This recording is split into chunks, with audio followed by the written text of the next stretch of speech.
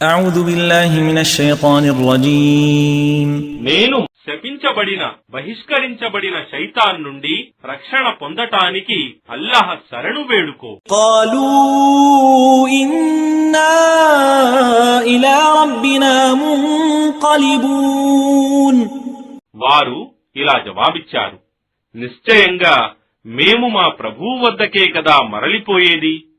وما تنقم منا إلا أن آمنا بآيات ربنا لما جاءتنا ربنا أفرغ علينا صبرا وتوفنا مسلمين.